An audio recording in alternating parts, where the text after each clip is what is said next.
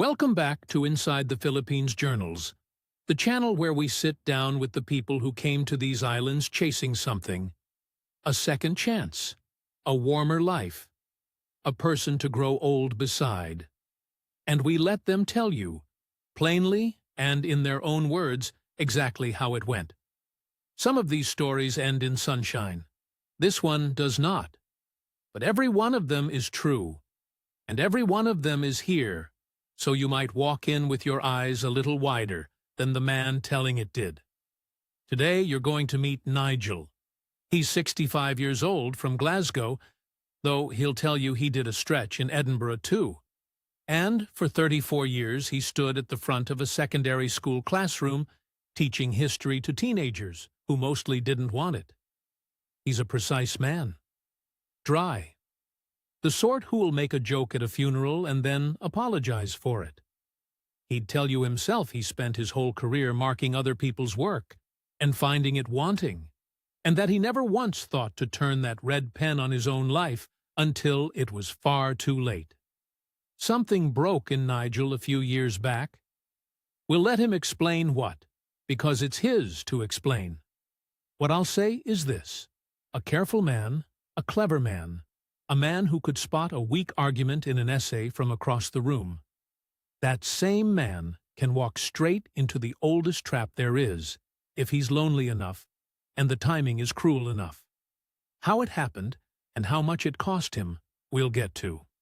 If you're watching this, do me a favor. Drop a comment and tell us where in the world you are tonight, because it genuinely astonishes us how far these stories travel. If you've lived something like it, or watched a friend live it, share that too. Someone scrolling past needs to read it. And if this channel means anything to you, subscribe and stick around, because we do this every week, and we don't sugarcoat it. Right. Here's his story, in his own words. The thing nobody tells you about grief is how boring it is. Everyone warns you about the pain. Nobody mentions the sheer, grinding tedium of a Tuesday with nothing in it. Elaine died on a Tuesday, you see. That's not me being poetic. It was an ordinary Tuesday in March, and she was standing at the kitchen counter buttering toast. And she said, "Oh," just that, just "oh," like she'd forgotten something. And then she was on the floor. Aneurysm. By the time the ambulance came, she was already gone. 38 years of marriage, and it ended in the time it takes to butter toast. I taught history, so you'd think I'd have some perspective on death. Empires fall, plagues come, everybody's somebody's widower eventually. Perspective is a wonderful thing to have about other people. It's completely useless when it's your own wife on the kitchen lino and you're kneeling in the butter. We never had children. That was a choice at first, and then it wasn't a choice. It was just how things were, and we made our peace with it. And honestly, for most of our lives, it suited us. We had each other. We had books and long walks, and a caravan we took to Oban every July. When she went, though, I understood for the first time what we'd not built. There was no one to phone. No one who'd notice if I didn't get up. I had colleagues, retired now like me, and a brother in Perth I rang at Christmas, and that was the whole of it. The flat filled up with a silence I could hear. I want to be honest with you because there's no point in this otherwise. For about a year, I did nothing. I mean nothing. I watched daytime television. I let the plants die. I ate my dinner standing up over the sink because sitting at the table felt like a performance for an audience that had left. I lost a stone without trying. My brother came through once and looked at me and didn't say anything, which from a Perth man is roughly the equivalent of screaming. The house was the thing that changed it. Our house, the West End house, a proper old sandstone place we'd bought when it was cheap, and it wasn't cheap anymore. It was too big for one man, and every room in it had her in it. So I sold it, cleared the wee mortgage that was left, bought nothing to replace it, put myself in a rented one-bedroom while I worked out what came next, and sat there with more money in a bank account than I'd ever seen in my life. Around £130,000. In pesos, though I didn't think in pesos yet, that's a shade over 9 million. I'll be teaching you the exchange rate as we go. I've become an expert. It cost me everything I had to become one. Here's a confession. I didn't go looking for the Philippines. The Philippines came looking for me, or something wearing its face did. It was a Sunday night, the worst night of the week for a widower. And I was on the laptop, half watching a documentary and half not, and an advert came up. A dating site. Meet Filipina women. And I laughed at it, out loud, alone in my kitchen. A genuinely daft, sad laugh. And then I clicked it anyway. That's the whole tragedy in one gesture, really. A man who knows better, laughing at the thing and clicking it anyway. I told myself I was just looking. That's what we all tell ourselves. I made a profile with no photo and a made-up interest in travel, which was a lie, because the furthest I'd traveled in a decade was Oman. And within about 10 minutes a woman had messaged me. And within about an hour, 3 more had. Now, I wasn't born yesterday.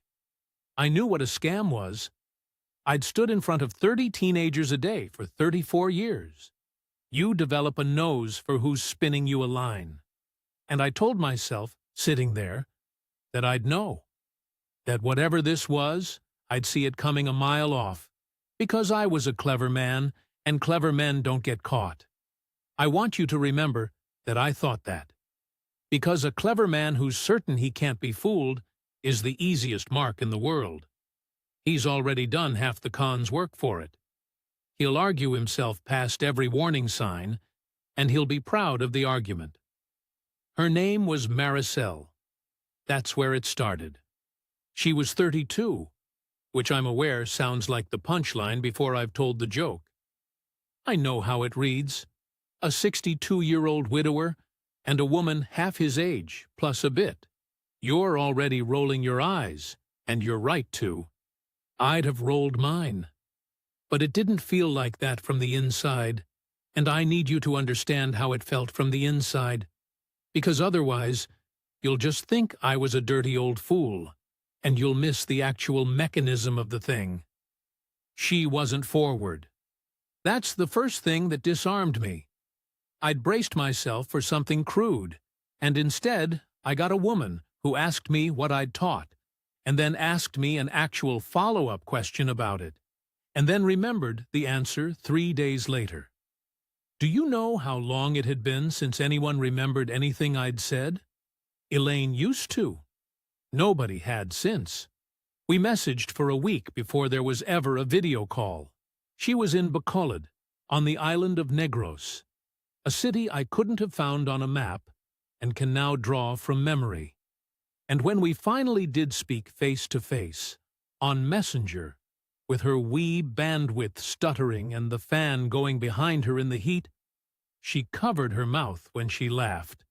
And she called me Sir Nigel as a joke, because I'd been a teacher.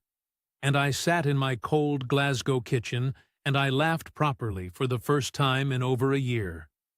I should have asked more questions that night. I asked her what her favorite subject at school had been instead. That tells you everything about where my head was. She flirted, is the thing. And it landed in a way I wasn't ready for. I've thought a lot about that since. About why it landed so hard. About the title I'd give this whole sorry business if it were an essay to be marked. Why do these women flirt so differently? I kept asking myself, so much warmer, so much quicker into your chest than any woman I'd known at home. And I'll come back to that question, because I think I finally worked out the answer. And the answer isn't the flattering one I wanted. Maricel would text me good morning before I was awake, so it was the first thing I saw. Every day, without fail, a wee message, sometimes just a sun, sometimes a whole paragraph about the rain in Bacolod and the neighbor's rooster that started at 4, and the coffee she was drinking, 3-in-1 sachet stuff, Copico, sweet as syrup. Nothing in it, really. That was the genius of it, though I didn't call it genius then. It wasn't seduction. It was presence. Somebody thinking about me at the start of their day. When you've spent a year being thought about by no one, that lands like a drug. At home, a woman my own age. And God knows I'd have been more sensible with a woman my own age. She'd have her own life, her own grief, maybe, her own skepticism about a man like me. There'd be a wariness, a holding back. And I understand that wariness now. I respect it. It's healthy. But Maricel had none of it, or seemed to have none of it. And to a lonely man, that absence feels like being chosen, like being seen. She laughed at jokes that weren't funny. She told me I was handsome, which I am not.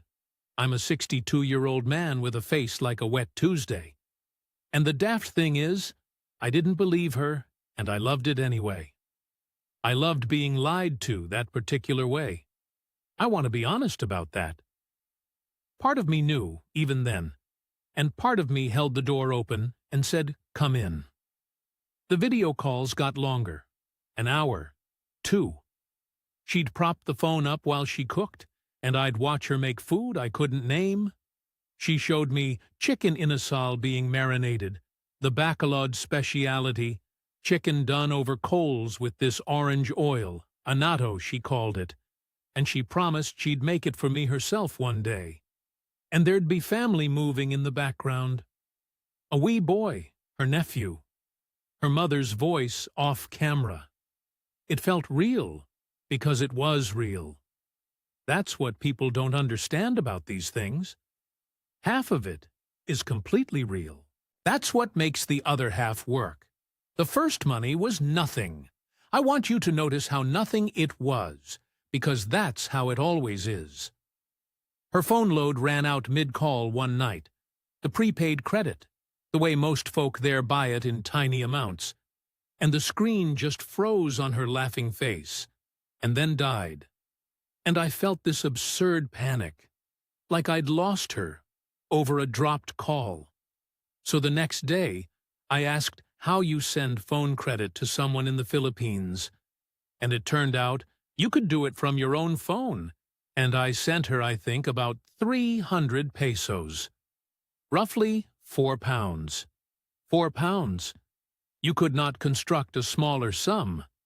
And she sent back a photo of herself blowing a kiss, and said now they could never cut us off. And I felt like a king. 4 pounds.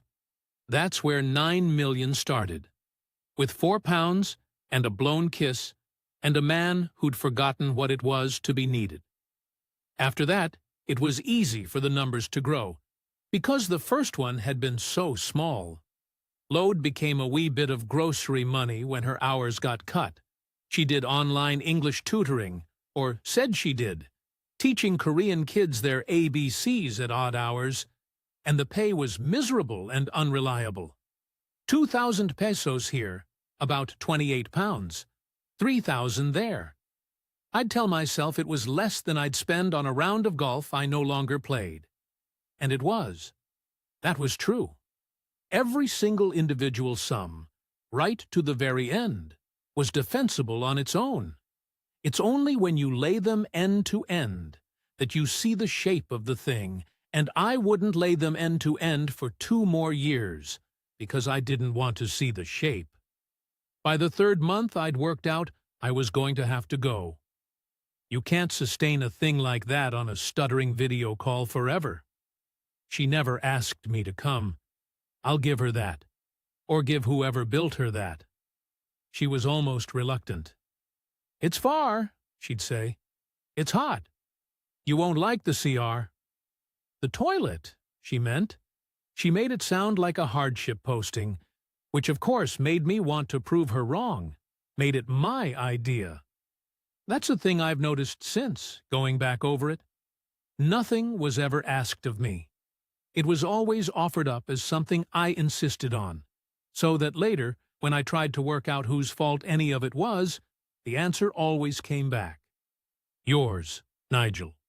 You wanted this. You asked for this. I booked the flight in the January.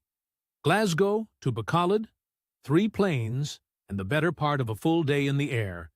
And I paid for a decent hotel because I'm not daft. I wasn't going to stay with a woman I'd never met in the flesh.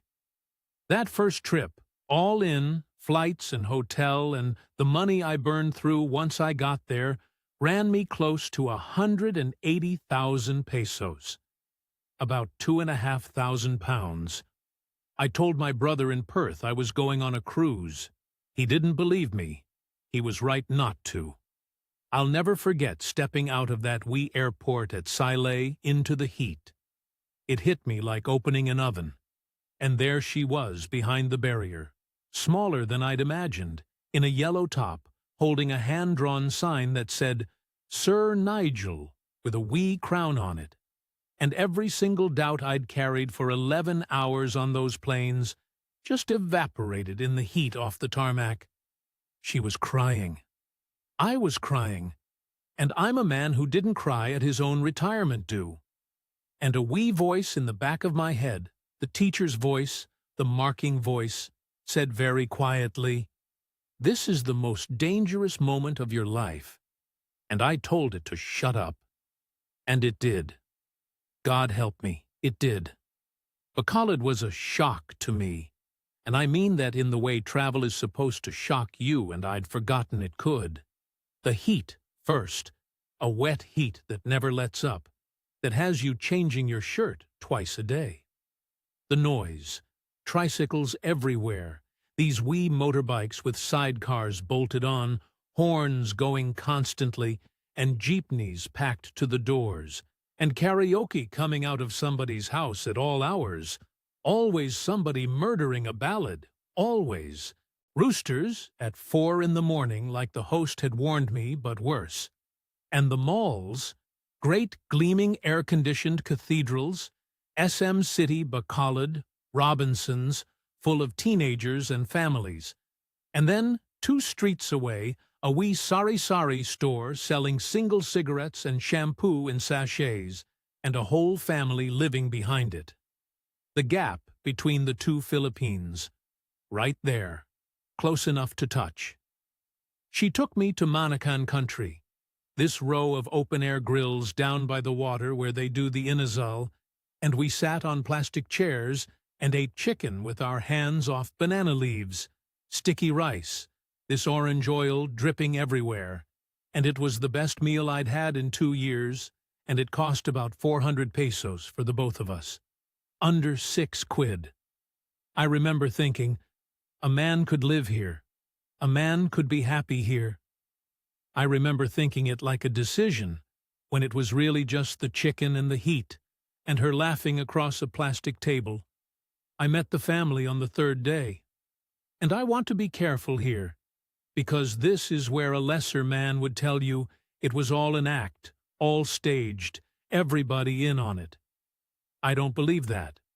I've thought about it more than anything else in my life, and I don't believe her mother was acting. Her mother, Nanay, they called her, a wee woman with hands like tree roots from a lifetime of work, cooked for 2 days for my visit and cried when she thanked me for being kind to her daughter, and pressed a wee carved thing into my hand. A rosary, though I've not been to a chapel since I was a boy. That was real. Their poverty was real. A concrete block house with a tin roof, a shared water tap, the whole extended family threaded through it, cousins and an auntie and the wee nephew from the video calls. That was all real. That's the thing I keep coming back to. It wasn't that nothing was real. It was that the real things were load-bearing for the unreal ones. The genuine warmth of that family made everything that came after impossible to doubt. Because to doubt the con, I'd have had to doubt Nane. And I couldn't. I wouldn't. You'd have had to be a monster. By the time I flew home after those 2 weeks, I was, in every way that matters, already gone. I'd told her I loved her. She'd said it back, and cried, and I believed her. I still half believe her, if you want the truth, which is its own kind of sickness. And on the long flight home, 3 planes back to a cold rented flat in Glasgow, I sat and I did sums in my head. Not suspicious sums, hopeful ones. How much I had, how far it would go over there, what a man could build. 9 million pesos. In Bacolod, that was a fortune, a palace, a whole different life. I did not do the other sum, the one about how a fortune only stays a fortune if you don't spend it. I'd have marked a pupil down for that, failing to consider the counter-argument. But it's very hard to mark your own work when the essay is the thing you want most in the world. The support started properly after that trip, and it started for a reason that made complete sense to me at the time, which is how the best of these things start, not with a lie, but with a truth that opens a door. Maricel's mother had a heart. That's the Bacolod way of saying it. She has a heart, meaning a bad one. And about a month after I got home, I got the call.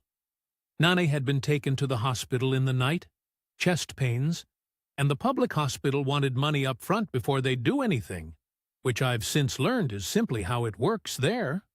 No deposit, no treatment, and never mind that you're clutching your chest. And Maricel was hysterical on the phone, genuinely hysterical, the sort you can't fake.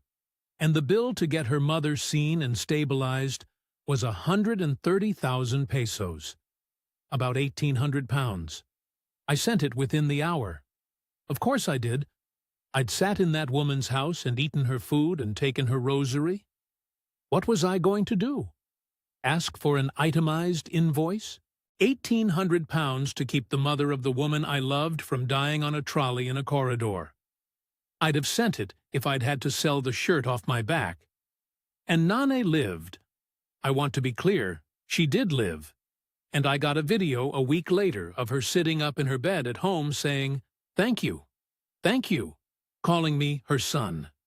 That was real, too. It was all so real. But something had shifted, and I felt it even then, a wee cold draft under the door. I had become the person you call when there's a bill. And once you're that person, there is no shortage of bills. That's not cynicism. That's arithmetic. A poor family with a rich foreigner attached to it does not run out of emergencies, because emergencies were always there. The difference is, now, there's someone to send them to. Some of that is desperation, plain and human.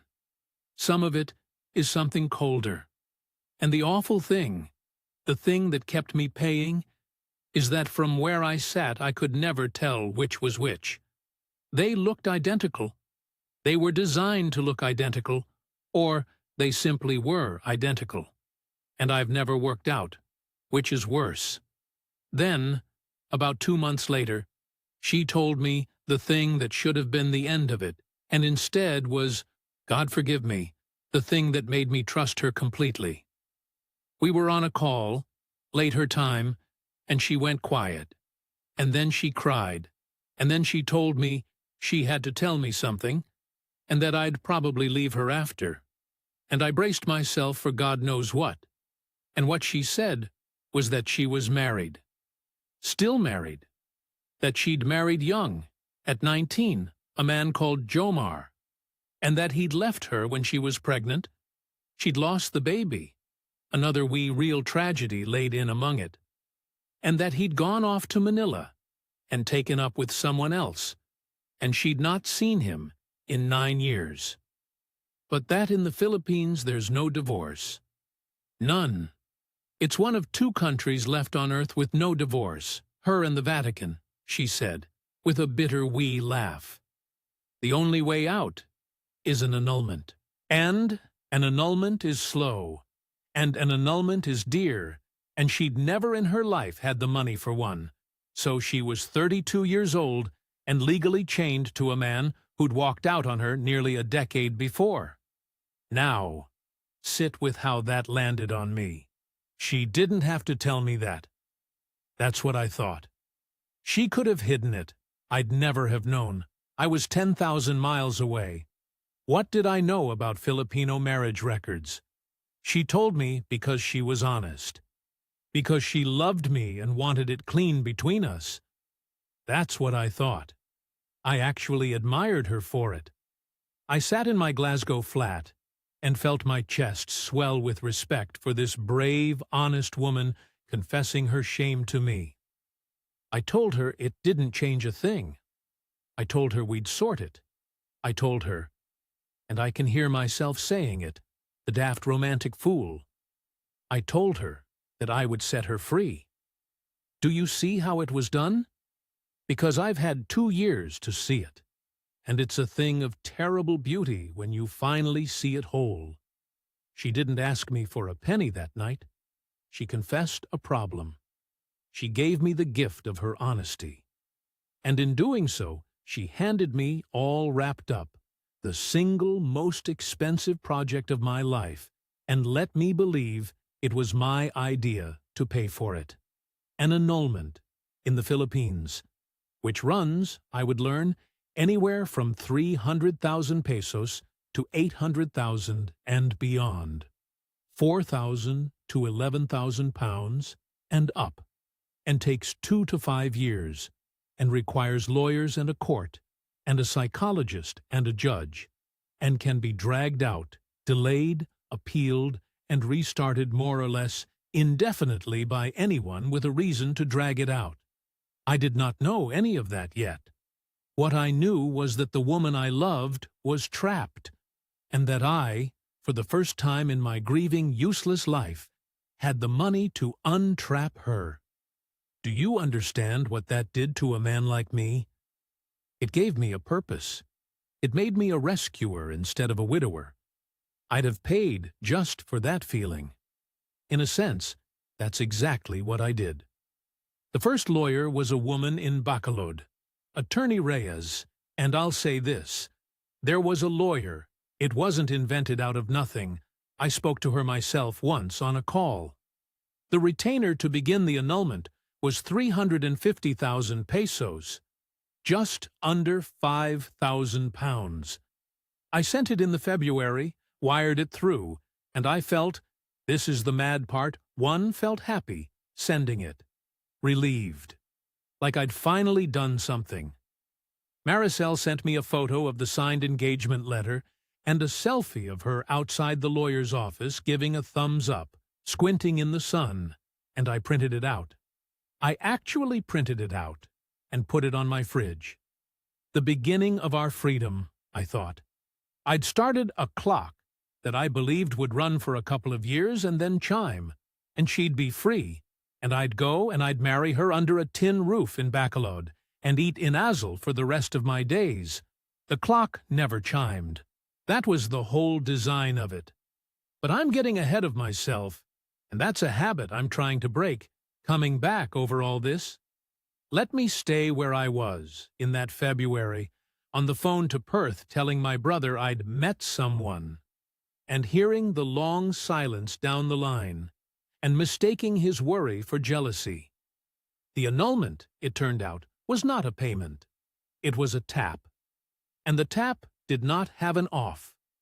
The retainer was just the beginning, you see, and every stage of it came with a fresh figure, and each one arrived wrapped in paperwork and delay and just enough plausible detail that I could never quite call it. First it was the psychological evaluation. An annulment in the Philippines, they told me, runs on a finding of psychological incapacity. You have to prove, more or less, that one party was incapable of the marriage from the start, and for that you need a clinical psychologist to assess and write a report, and that report was 180,000 pesos, about 2,500 pounds. Then there were filing fees, then the sheriff's fees, then publication. The petition had to be published in a newspaper, apparently, and that was another 40,000. Then a hearing was set, and then it was cancelled because the judge's calendar was full, and rescheduling meant more of the lawyer's time, and more of the lawyer's time meant more money. I paid it. I paid all of it, and I kept a wee note of it, actually, in the back of a diary. not adding it up, just logging it the way you'd log the mileage on a car. A habit, not an investigation. 250,000 here, when the case needed expediting.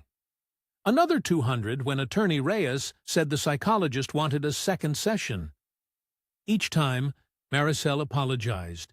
Each time she cried, or nearly, and said she hated that I was carrying this, that she'd pay me back when she got proper work, that she felt like a burden. And each time I told her not to be daft, that it was our money now, our future, and that a burden isn't a burden if you carry it gladly. Listen to me. Our money. There was no our. There was my money and her needs, and a pipe between the two of them that I'd built myself and lined with my own heart. I went back out to Bacolod twice more that year. I was spending my life on planes, 3 flights each way, jet-lagged and love-drunk. And on the ground it was wonderful. It genuinely was. That's the poison of it. She was warm and attentive, and we were happy.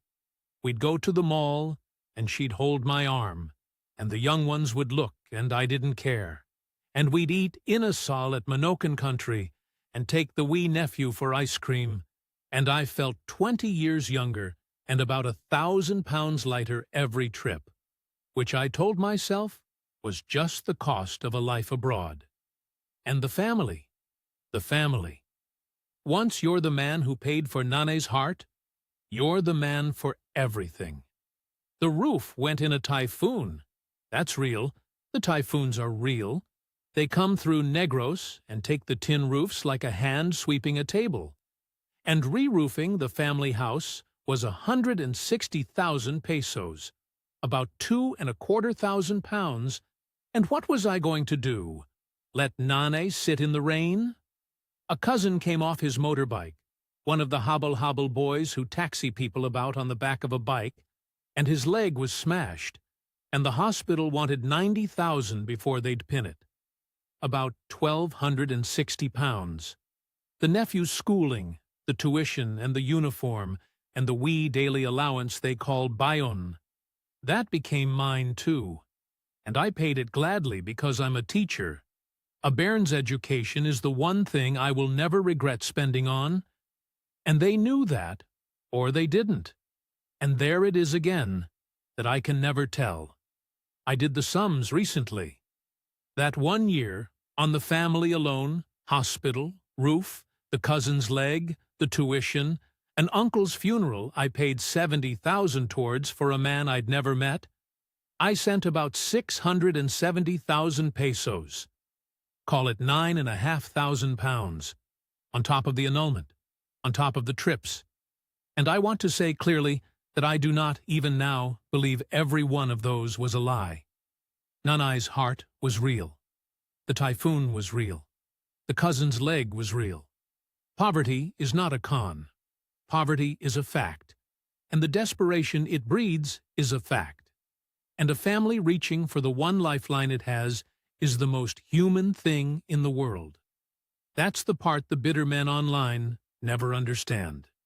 It wasn't that I was surrounded by monsters. It's that I was a rich man standing in a poor family's kitchen, and water finds the low ground, and I was the high ground, and it all just ran to me and through me the way it was always going to. There was one warning. I'll give you the one warning, because I did get one. And I did what men like me do with warnings. It was a bar in Bacolod, one of the expat places, air conditioning fighting a losing battle, and San Miguel at 40 pesos a bottle, and a handful of Western men in their 60s parked on stools like they'd grown there.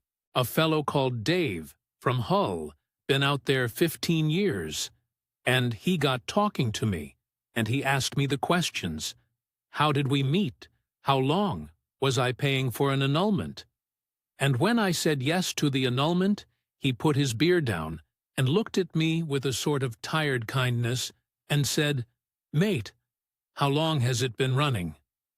And I said the best part of a year. And he said, "And how much closer is it than it was?" And I couldn't answer.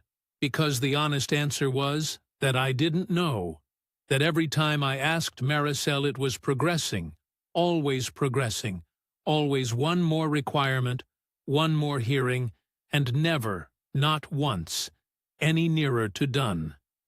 Dave told me he knew 3 men in that town paying for annulments that had been nearly finished for 4, 5, 6 years. He said it wasn't always a con exactly. Sometimes the cases really did just crawl. But that a case with a foreigner paying was a case nobody had any reason to ever finish, because a finished case stops paying. The annulment's not the goal, pal, he said. The annulment's the meter. It just runs. I bought him another beer, and I thanked him, and I went back to my hotel. And I told myself he was a bitter old soak who'd had his own heart broken and wanted company in his misery. I actually felt sorry for him. Sorry for him. I had a woman who loved me, and a future being built, and he had a bar stool. I told Maricel about it the next day, laughing, and she went quiet and then teary and said maybe I believed him. Maybe I thought she was like that. Maybe I wanted to leave. And I spent the whole day reassuring her, and I never thought about Dave again. Or rather, I didn't let myself. I filed him away with the teacher's voice at the airport, in the drawer where I kept the things I couldn't afford to hear. Then Attorney Reyes left the case. Family reasons, Maricel said, and a new lawyer took over, an Attorney Villanueva in Iloilo, across the water, who was more expensive but better connected, and who would need a fresh retainer of 300,000 pesos to bring himself up to speed. And I paid it. Of course I paid it. I'd have paid it in my sleep by then. What was another 4,000 pounds against everything I'd already put in? That's the trap inside the trap. The more you've spent, the easier the next payment is. Because to stop is to admit the last one was wasted, and I could not admit that. I was in far too deep to be able to afford the truth. I want to tell you exactly how much I still didn't know I was in, because the big one was still coming, and I walked into it with my eyes open and my heart wide, and my checkbook out. The big ask, when it came, didn't feel like an ask at all. It felt like a plan. That's how you know you're properly caught. The trap stops looking like a trap and starts looking like your own best idea. It was on my 4th or 5th trip, sitting on plastic chairs in the family's yard in the evening, the heat finally down, the nephew asleep, and Maricel took my hand and said, "Wouldn't it be lovely, just wondering, just dreaming, if we had our own place, somewhere for when the annulment came through and I moved out for good. Not a mansion, just a proper house, concrete, a real roof, our own, on the family's land so it'd be safe and close to Nane." And I heard myself say yes. Not, "Let me think." Not, "Let me get advice." Yes. Because I'd been dreaming the exact same dream on the flight over, and here she was handing it to me. And it felt like 2 people arriving at the same beautiful place at once. Now, I did know this much, that a foreigner cannot own land in the Philippines. That's the law. Cast iron. No way round it. Dave had told me, and the internet told me, and even Maricel told me. A foreigner can own a condo, up to a point, but not land, not a house on land, nothing. So any house I built on the family's land would be, in law, entirely theirs. Not mine. Not even a bit mine. If it all went wrong, I'd have built a stranger a house and have not 1 square inch of it to my name. I knew that going in. Write that down somewhere, because it matters. I knew, and I did it anyway. Knowing is not the same as being protected. Not by a mile. I told myself it didn't matter, because I trusted them. And because what was the alternative?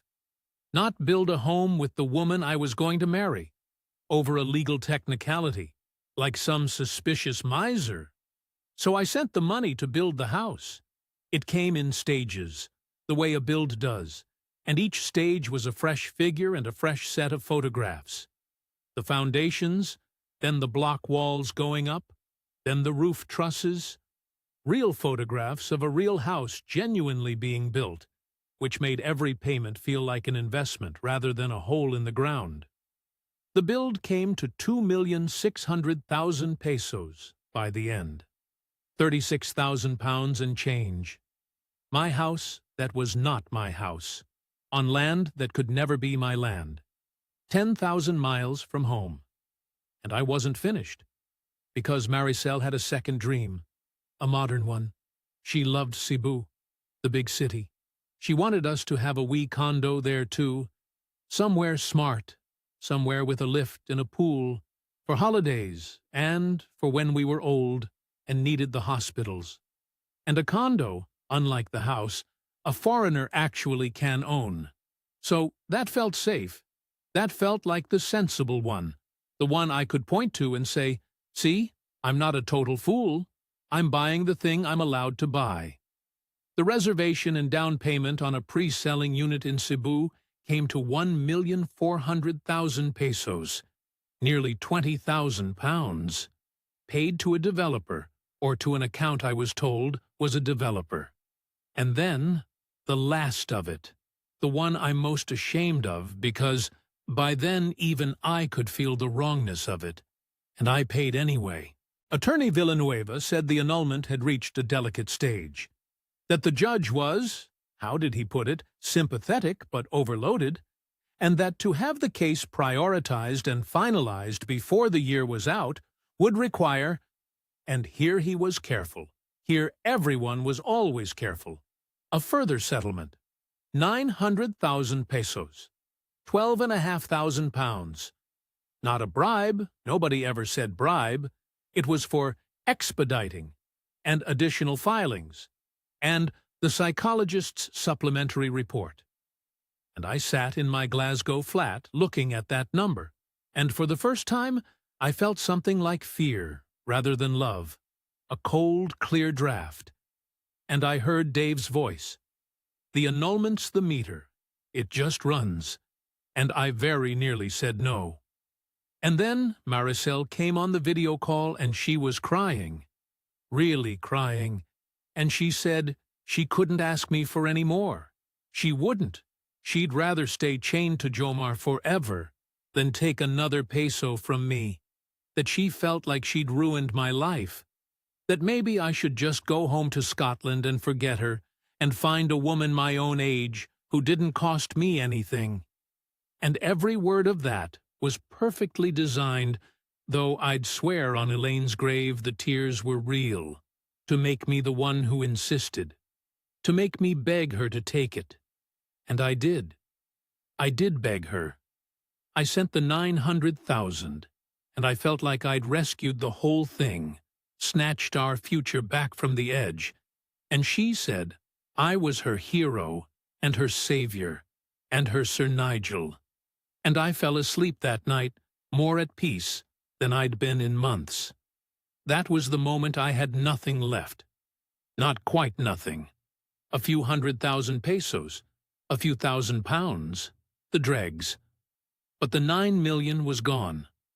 Between the courtship and the family, and the annulment that never finished, and the house that was never mine, and the condo, and that last obscene settlement, and my own endless flights and visa runs and hotels on top, I had poured very nearly the entire 130,000 pounds into the warm dark, and I had, to show for it, a house I couldn't own, a condo that didn't exist yet, an annulment that never chimed, and a woman 10,000 miles away who loved me or didn't, and who I could no longer afford either way. The cracks came fast once the money was gone. That's a pattern, too, I've learned. The warmth is a function of the flow, and when the flow stops, the temperature drops. The good morning texts got shorter, Then they got later. Then some mornings there wasn't one, and I'd lie there in the dark at 6 in the morning, Glasgow time, refreshing my phone like a boy. When I asked about the annulment now, the answers were vague and a wee bit irritated, as if I was being tiresome for asking after a thing I'd spent £25,000 on. And once, when I said, carefully, gently, that I was running low and might need to slow down for a while, there was a silence on the line, a long one, and a coldness came into her voice that I had genuinely never heard in 2 years. A flat, businesslike coldness just for a second before the warmth came back. And it was like seeing a different face behind the face, just for a second, before the curtain dropped again. I told myself I'd imagined it. I hadn't imagined it. I've never imagined anything less in my life. I came home to Scotland for what I thought would be a short trip, and I sat down at the wee table in my rented flat, and I finally did the thing I'd been avoiding for 2 years. I got the bank statements out. I don't know what made me do it that particular grey afternoon. Nothing dramatic. No smoking gun, no found phone, none of that. Just a slow, sick, rising need to know the actual shape of the thing. The way you finally go to the doctor about the lump you've been ignoring. I logged into the online banking. I printed off 2 years of statements, and the Wise transfers, and the Western Union receipts I'd kept in a shoebox, and the Gcash records, and I got a pad of A4 and a red pen. The same red pen, I swear to you. The same sort I'd marked 34 years of essays with, and I started for the first time to add it up, to lay it end to end, to mark my own work. I made columns, dates down the side, amounts, and a column for who it had gone to and what it had been for. And a professional, I don't know, a professional habit took over. The same one I'd used to catch a boy who'd copied his essay off another boy. You look for the pattern. You look for the thing that repeats, because liars repeat themselves. Truth is various, and lies have a rhythm. And the rhythm was there. It jumped off the page once I stopped refusing to see it. The transfers clustered. They came in the last week of every month and the first few days of the next. My pension weeks, my payment dates. Every emergency, the lawyer needs it by Friday. Every hospital deposit landed within days of money arriving in my account. Not most of them, all of them. 2 years of emergencies, and every single one of them had waited, politely, for my money to come in. Emergencies don't do that. Emergencies come when they come. These came when I was paid. Then the recipients. The house money, I found, hadn't gone to any builder's account. It had gone, every stage of it, to Maricel's own account, and to an account in the name of one of the cousins. The annulment money, the retainers, and the settlement, some of it had gone to Attorney Villanueva, right enough. But I pulled the account details and the name on the receiving account for the big 900,000 settlement wasn't a law firm at all. It was a personal account with a surname I recognized. It was Nanet's surname. The settlement to finalize the annulment had gone to my beloved's mother. And then the thing that finished me. I'd kept, God knows why, a screenshot from months back, a Facebook photo Maricel had been tagged in at a fiesta, and in it, at the edge, half out of frame, was a man I'd trained myself not to see. A man with his hand on the small of her back in a way you don't stand with a stranger. I'd asked her about him at the time, and she'd said a cousin. Everyone's a cousin, and I'd let it go. I went back, and I found the man's own profile, public as anything, and it took me about 10 minutes. Jomar, the estranged husband, the man she'd not seen in 9 years, chained to her by a marriage that could never end. except his page was full of her, full of the nephew, who I now understood with a lurch was not the nephew, full of a life, an ongoing, present tense, unbroken life, running right alongside the 2 years I'd spent paying a fortune to set her free from him. The annulment was never filed. I checked, later, properly, through someone who knew how to check. There was no case. There had never been a case. There had been a lawyer, once, briefly, for the price of one selfie outside an office, and then there'd just been a story, a beautiful running story about a woman in chains and the good man setting her free, and the story had cost me the price of a house. I laid it all out on that pad in red pen, and I totaled it at the bottom the way I'd have totaled a mark. Just over 9 million pesos, near enough 126,000 pounds. Everything Elaine and I had built in a lifetime, everything the sandstone house had come to, gone into a warm dark that had a husband in it the whole time. I phoned her. Of course I phoned her. I'm a human being. I laid some of it out, my voice shaking, and I asked her to explain the mother's account, the timing, Jamar's page, and she didn't cry this time. That's how I knew, finally, for certain. She didn't cry. She went very quiet, and then very cold. That flat, business-like voice I'd heard for a second once, and now heard in full. And she said I was crazy, that I was a jealous old man, that after everything she'd given me, this was how I repaid her. And then, I'll give her this, it was almost admirable. She got angry. She turned it all round. She said I'd used her, that a rich foreigner had come and played with a poor girl's heart, and how dare I? And she hung up. And when I tried again, a week later, the number didn't work. And the Facebook was gone. And the good morning texts, 2 years of them, every single day, just stopped, like a tap turned off at the mains, which is exactly what it was. Rock bottom, when it came, was quiet. I'd half expected drama, and there wasn't any.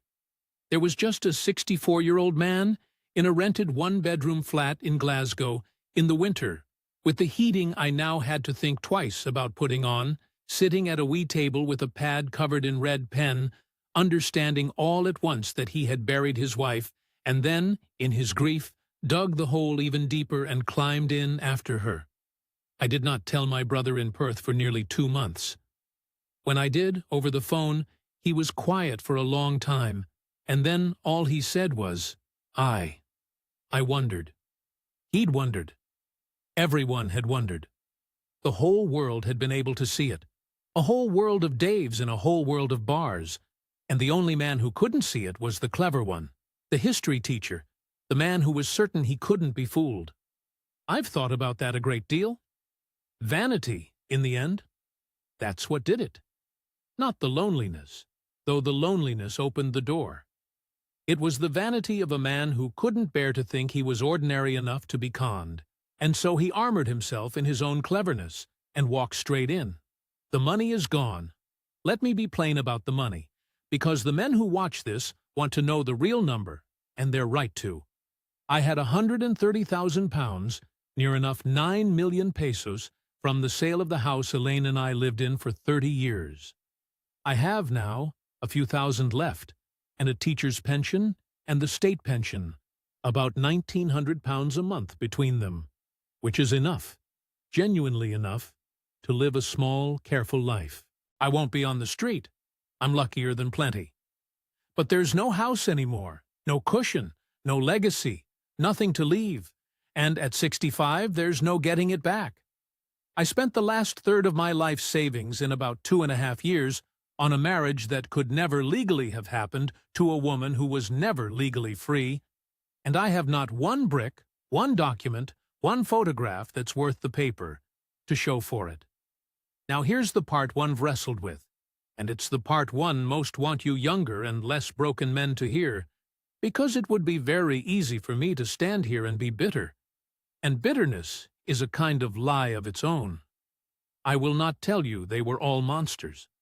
I've had 2 years to hate them, and I find I can't, not cleanly. not all of them. Nanay's heart was real. That woman held my hand and called me son, and I don't believe, I will never believe, that her tears were manufactured. The poverty was real. I saw it. I ate under that tin roof. I watched a whole family share one tap. Some of what I sent kept real people from real disaster, and I'd not take that back. Poverty makes people do things that comfort would never let you understand, and desperation is not the same thing as evil. And a poor family treating a rich foreigner as a resource is not a conspiracy. It's just gravity. Was Maricel cold and calculating? At the end, yes, I saw that face. It was real, too. But somewhere in the middle of it was a real woman with a real life, and a real husband, and a real child, doing what she'd maybe decided the world had left her to do. I was not the victim of a monster. I was the victim of my own hope, in a place where my hope was worth a great deal of money to people who had none. And I'll answer the question I started with, the one I kept asking. Why do they flirt so differently, so warm, so fast, so into your chest? I wanted the answer to be that I was special. That's the honest, ugly heart of it. I wanted to believe a beautiful young woman had looked across 10,000 miles and seen something worth loving in a wet Tuesday-faced retired teacher. The real answer is quieter, and it doesn't flatter me at all. That warmth is what a lonely old Western man has never had and cannot defend against. And there are people, not all people, not most people, but enough people who have learned exactly what that warmth is worth to a man like me, priced in pesos, and are prepared to sell it by the month. The flirting wasn't different because I was special. It was different because it was aimed. That's all. That's the whole answer, and it cost me £126,000 to hear it. I'm all right. I want to end on that, not because it's tidy, but because it's true.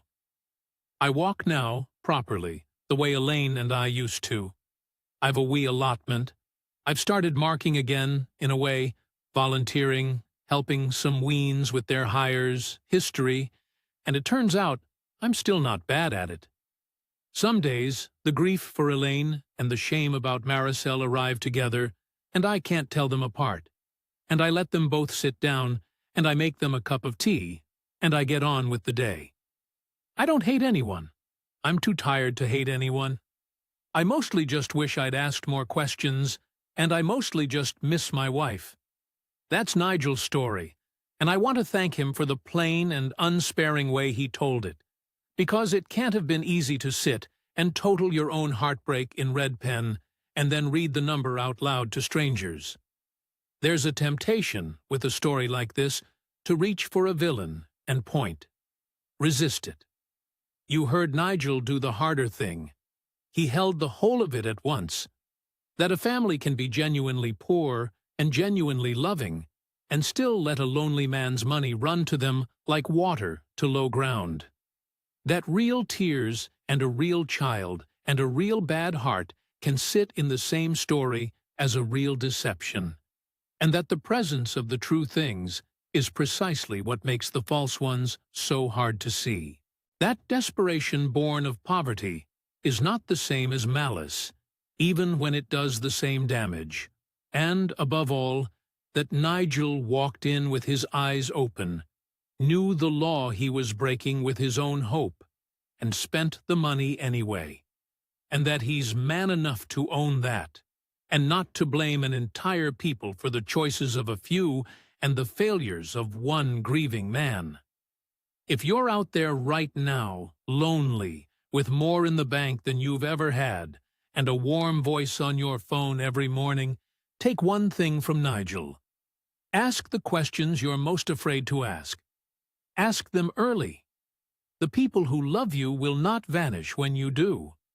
Only the meter will. This has been Inside the Philippines Journals. If Nigel's story moved you, or if it sounded a wee bit too familiar, Tell us in the comments where you're watching from and what you've seen.